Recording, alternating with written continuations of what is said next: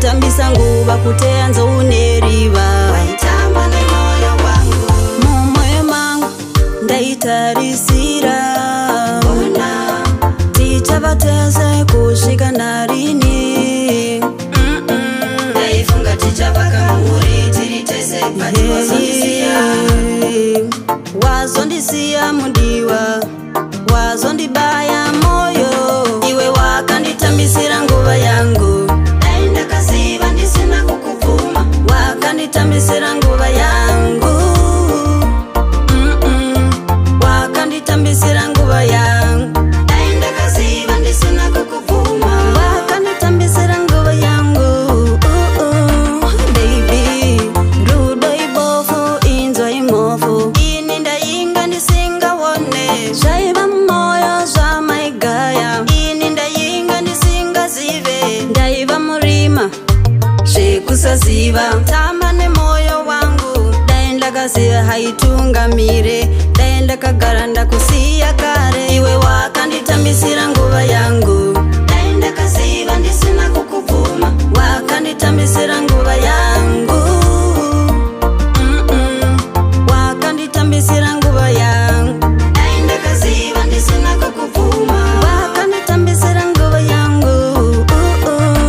Baby, zvawakaita ndikazvifunga, Ini ndinopera simba kuti ndainge ndapinda murudo nemoyo, ini ndanga ndadzika midzi. wachindidana newako mutupo, Ndaigaya uchanditora, zvataironga chindinyepera, ndazvitora siriyasi. iwe wakanditambisira nguva yangu.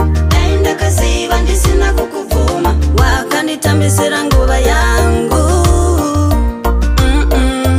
Wakanditambisira nguva yangu. dai ndakaziva ndisina kukubvuma. Wakanditambisira nguva yangu.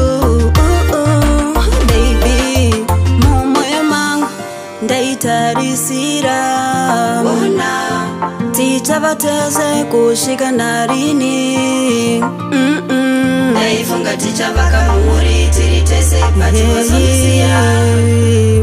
Wazondisiya mudiwa, wazondibaya moyo, iwe wakanditambisira nguva yangu. Dai ndakaziva ndisina kukubvuma, Wakanditambisira nguva yangu. Wakanditambisira nguva yangu. dai ndakaziva ndisina kukubvuma. Wakanditambisira nguva yangu. Baby, iwe wakanditambisira nguva yangu.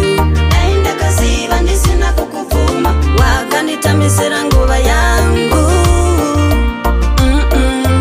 Wakanditambisira nguva yangu. dai ndakaziva ndisina kukubvuma. Wakanditambisira nguva yangu. Baby.